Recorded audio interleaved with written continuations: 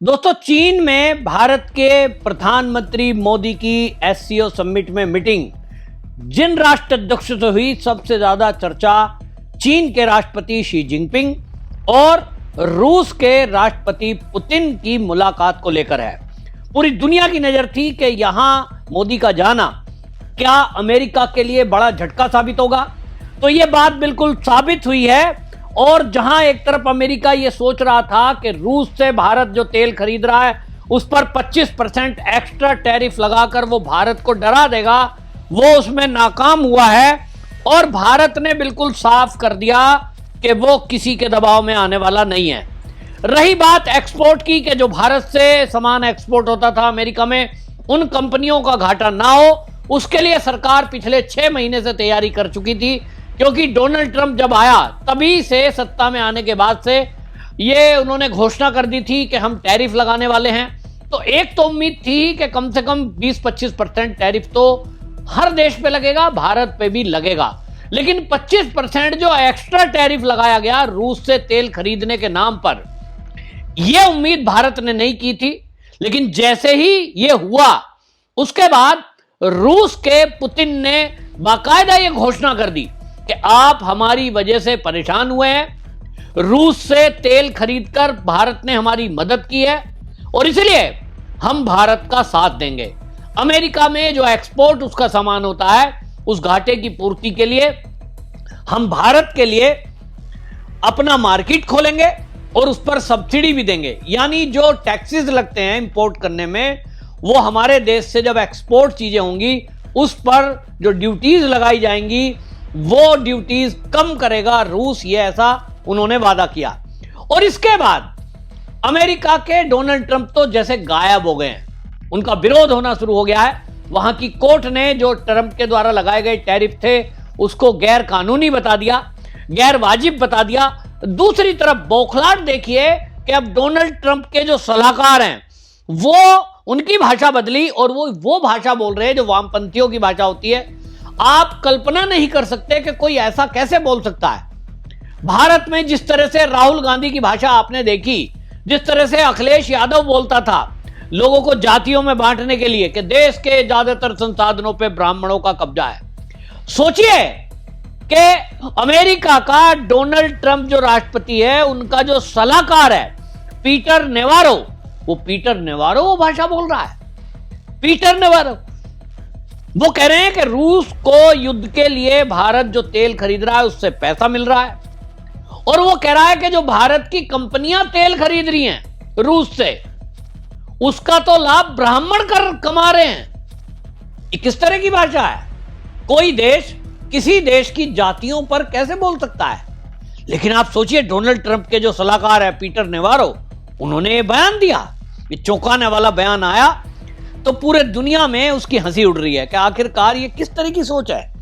आप इस तरह की बातें बोल रहे हैं कि आप सोचें कि ये बोल रहे हैं कि ब्राह्मणों को लाभ मिल रहा है। इस पर जो है मजाक का पात्र बन गए और वो कह रहे हैं कि देखिए अमेरिका में भी पप्पू होते हैं। जिस तरह की ये एडवाइजर पीटर की भाषा है, अब आप सोचिए भारत के अंदर जो रूस से कच्चा तेल खरीदा जा रहा है उसको जो रिफाइंड करने का काम कर रहे हैं, मुख्य रूप से जो कंपनी है वो है Indian oil corporation limited, Bharat petroleum corporation limited, Hindustan petroleum corporation limited, और इसके अलावा नायरा जो मुकेश अंबानी की कंपनी है वो ये इंपोर्ट कर रही है कच्चा तेल और रिफाइंड करके उसको अन्य कई देशों में बेचा जा रहा है। अगर मैं मुकेश अंबानी की भी बात करूं, वो भी ब्राह्मण नहीं है, आप सब जानते हैं। लेकिन इंडियन ऑयल, भारत पेट्रोलियम और हिंदुस्तान पेट्रोलियम कॉरपोरेशन, ये तो कॉरपोरेशन है। ये आप सोचिए पीएसयू हैं भारत सरकार की, और इन मूर्खों को क्या ये पता नहीं है कि ये भारत सरकार का एक उपक्रम है, ये कोई आदमी नहीं है। इंडियन ऑयल का मालिक कोई ब्राह्मण थोड़ा ही है, वो एक सरकार की कंपनी है। भारत पेट्रोलियम कॉरपोरेशन वो किसी ब्राह्मण की कंपनी थोड़ी है, हैं? भाई हिंदुस्तान पेट्रोलियम कॉरपोरेशन वो सोच रहे हैं मेरी कंपनी है, मैं भी ब्राह्मण हूं। ऐसा लग रहा है क्या इन अमेरिकी को? किस तरह की भाषा है ये? केवल उस तरह की भाषा है कि जो भारत में ये जोर सोरस कराना चाहता है, मेरे ख्याल में डोनाल्ड ट्रंप भी वही कराना चाहता है। हालांकि जोर सोरस की फंडिंग शुरू में आया तो बंद की थी, लेकिन मुझे लग रहा है कि अमेरिका में डोनाल्ड ट्रंप के इर्द गिर्द जो लोग बैठे हैं, ये उसी मानसिकता के लोग बैठे हैं कि भारत के अंदर कुछ बवाल करा दें। अभी वोट चोरी का जो फर्जी मुद्दा खड़ा किया, उसकी पोल खुली है कि बिहार में SIR में 65 लाख नाम फर्जी कटे, तब पूरा कांग्रेसी कुनबा उसका विरोध कर रहा था, पूरा इंडी गठबंधन। लेकिन अब आखिर के दिन में खुद एप्लीकेशन लगाकर कह रहे हैं कि साहब ये तो जो है 90,000 इसमें नाम फर्जी हैं, इनको काटो। मतलब एक तरफ आप अभी तक विरोध कर रहे हो, धरने प्रदर्शन कर रहे हो, बड़ी बड़ी रैली कर रहे हो, वोट चोर गद्दी छोड़ के नारे लगवा रहे हो, और अपने आप कह रहे हो कि बिहार में 90,000 लोग फर्जी, 90 लाख लोग फर्जी हैं, फर्जी हो गए। अभी तक तो आप नाम कटवाने की बात कर रहे थे कि गलत हो रहा है, फिर अब आप कह रहे हो साहब फर्जी नाम है, क्यों कटवा रहे हो? आप सोचिए कि किस तरह की भाषा है इनकी। 90,000 नाम अब ये काटने के लिए कह रहे हैं, वो कह रहे हैं कि साहब इनको तो काटो, ये तो गलत हो गए। तो आपका तो फर्जीवाड़ा इसी से खुलासा होता है। और इसका एक मतलब समझ में आ रहा है कि कोई एक ही व्यक्ति है जो दोनों की स्क्रिप्ट लिखता है। और इस तरह से आप देखिए कि किस तरह की भाषावादी बातें बोली जा रही है। अमेरिका के जो डोनाल्ड ट्रंप के सलाहकार है, वो इस तरह की भाषा बोल रहे हैं जिससे साफ दिखाई दे रहा है कि अमेरिका पूरी तरह बौखला गया है। अब अमेरिका को समझ नहीं आ रहा कि वो भारत को झुकाए तो कैसे झुकाए, क्योंकि 25% एक्स्ट्रा टैरिफ का उसका जो हथियार था वो तो फुस निकल गया। मोदी ने बात तक नहीं करी, मोदी फोन नहीं उठा रहे।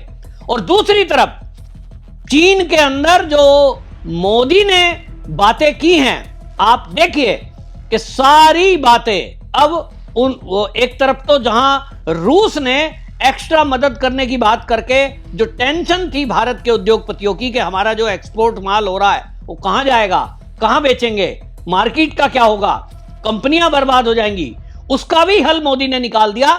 जापान में 50,000 नई नौकरियां, ये सृजन वहां बुलाया गया है बाकायदा, टेक्निकल और नॉन टेक्निकल लोगों को। मोदी जी वो समझौता करके आए हैं कि 50,000 हम आपको एक्सपर्ट टेक्निकल और नॉन टेक्निकल बंदे हम देंगे। तो 50,000 नौकरियां तो वहां हो गई। दूसरा, जापान से सबसे बड़ा ऐतिहासिक समझौता आज तक का 10 ट्रिलियन येन यानी 68 बिलियन डॉलर का मोदी समझौता कर आए हैं। अमेरिका को कह दिया तुम एक तरफ बैठे रहो, तुम्हारे यहां जो इन्वेस्ट होना था अब वो भारत में होगा। और जापान ने भी दिखा दिया कि उनको पुरानी बातें याद हैं, आपको हम माफ नहीं किए हैं। और इसलिए हमारा भारत भरोसेमंद दोस्त है। हम अब जो इन्वेस्ट करेंगे 68 बिलियन डॉलर, सोचिए भारत में आने वाला है, तो जीडीपी कितनी बढ़ेगी।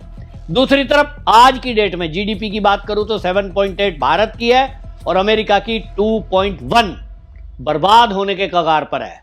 और दूसरी तरफ मोदी जी ठहाके लगाकर जो हंस रहे हैं, जो चीन के राष्ट्रपति और पुतिन के साथ बातचीत हो रही है, सूत्रों से एक खबर आ रही है कि अब इन तीनों ने मिलकर तय कर दिया कि अब हम अमेरिका की हैंकड़ी को ये खत्म करेंगे और डॉलर की जो दादागिरी विश्व में है इसको तबाह करके रखेंगे, यानी अब इसकी दादागिरी नहीं चलने देंगे।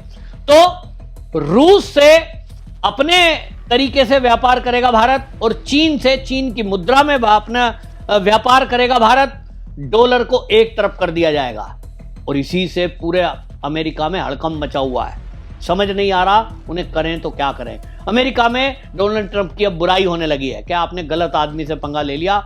भारत जैसी उभरती अर्थव्यवस्था वाला देश, 140 करोड़ भारतीयों का बाजार, आपने ऐसे मौके पर उसको लात मारी है कि जब दिवाली आने वाली है।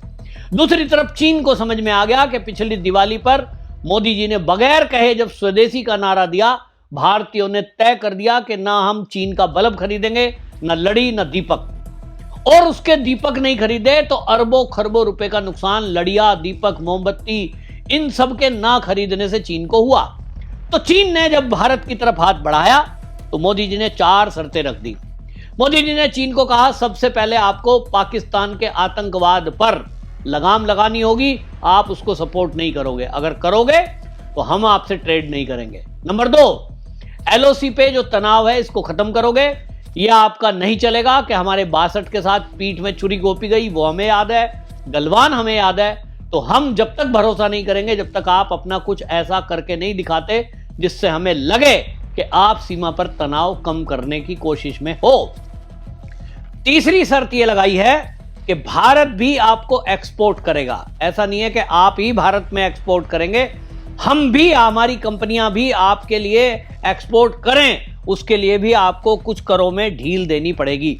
यह समझौता हो गया। और इसके साथ ही सबसे बड़ी बात यह हो गई है कि आप कभी भी, हम पाकिस्तान से अगर युद्ध करते हैं, उस स्थिति में जैसा आपने ऑपरेशन सिंदूर के दौरान किया कि आपने पाकिस्तान की आर्मी के साथ हमारी सूचनाएं साझा की, यह हम कतई बर्दाश्त नहीं करेंगे। और सूत्रों के हवाले से जो खबर आ रही है वो यह है कि चारों बातें चीन ने मान ली है। जी हां, और इसी के साथ आप देखिए कि आज जो ज्वाइंट इसमें वक्तव्य जारी हुआ है एससीओ मीटिंग में, उस ज्वाइंट मीटिंग में ऑपरेशन सिंदूर का मतलब ये जो हमारे यहां कश्मीर घाटी में निर्दोष लोग मारे गए, इसका जिक्र किया गया है, आतंकवाद का जिक्र किया गया है। और ये भारत की बहुत बड़ी एक रणनीतिक जीत है, क्योंकि भारत ये चाहता था कि चीन की धरती से ये मैसेज जाए कि पाकिस्तान के आतंकवाद को दुनिया में कोई सहन नहीं करेगा। पाकिस्तान अलग थलग कर दिया गया है, दुनिया के कई देश उससे अलग थलग हो गए, और उसको पालने वाला कोई अगर देश था तो एक चीन और एक अमेरिका। अब अमेरिका रह गया। अमेरिका को मुंहतोड़ जवाब ऑपरेशन सिंदूर के दौरान मिला है। बताया जा रहा है कि उसके परमाणु जो एसेट्स थे उनको नष्ट कर दिया गया, उसके F-16 नष्ट कर दिए गए, और उसको बता दिया गया कि अगर बीच में आओगे तो हम बख्शेंगे नहीं। और इसी से बौखलाया हुआ अमेरिका, आप समझ नहीं आ रहा करे तो क्या करे, लेकिन चीन ने अपनी भाषा बदली और भारत को आश्वस्त किया है कि अब कभी भी 62 नहीं दोहराया जाएगा, और आप अब हम पर भरोसा रखें, आपकी चारों शर्तें हम मानते हैं, मिलकर के व्यापार करेंगे, मिलकर के अमेरिका का जो डॉलर का एक तरह से राजस्व, वो सब जगह वो चलता वर्चस्व, उसका हम मुकाबला करेंगे और अब तरक्की के रास्ते पे चलेंगे। तो देखना होगा कहां तक बात जाती है, लेकिन इतना तय है कि इससे अमेरिका और पाकिस्तान दोनों को एक मैसेज गया है कि अब भारत के साथ जहां एक तरफ रूस है जो कि पहले से था, अब चीन की भी नजदीकियां बढ़ी है, तो अब पाकिस्तान अलग थलग हो गया। और इसीलिए आपको बता दें, एक फोटो सबसे ज्यादा वायरल हो रही है कि जहां मोदी जी चीन के राष्ट्रपति और रूस के राष्ट्रपति से खड़े होकर ठाके लगाकर बात कर रहे हैं, वहीं प्रधानमंत्री जो पाकिस्तान का है शाहबाज, वो हाथ बांधे खड़ा है और चेहरा उतरा हुआ है, क्योंकि उनको लग गया कि भाई अब क्या होगा, अब तुम्हारा क्या होगा, अब तुम्हें कौन पालेगा, तो अमेरिका। अब हालत ये होने वाली है, ना घर का ना घाट का। अगर अमेरिका पाकिस्तान का साथ देता है तो निश्चित रूप से एक्सपोज होगा कि आतंक के मुद्दे पर अमेरिका उसके साथ खड़ा है, और अगर वो नहीं देता है तो निश्चित समझ लीजिए कि ये पाकिस्तान के आतंकी गुट जो हैं, इनको तो रोजगार चाहिए, पैसे दो और काम कराओ। निश्चित रूप से आप देखना, जो टुकड़े डालेगा उसी के लिए दुम हिलाएंगे। तो ये चीन में भी आतंकवाद फैलाएंगे, ये अमेरिका में भी आतंकवाद फैलाएंगे। और रही बात भारत की, भारत इनकी नस नस से वाकिफ है, इनके गुर्गों से वाकिफ है, इनको घुस के मारने के लिए एक्सपर्ट है। और इसीलिए अब ये सिरदर्द अगर बनेगा पाकिस्तान, तो ये चीन और अमेरिका का बनेगा। वहीं दूसरी तरफ भारत ने साफ कर दिया कि वो अब पाकिस्तान को नेस्ता नाबूद करके ही दम लेगा। निश्चित रूप से घबराहट फैली हुई है। आपकी इस पर क्या राय है, कमेंट में जरूर लिखें, और इस वीडियो को जरूर शेयर करें, ताकि लोगों को पता लगे कि मोदी जी जब विदेश यात्रा पर जाते हैं तो उसके परिणाम क्या होते हैं। वंदे मातरम।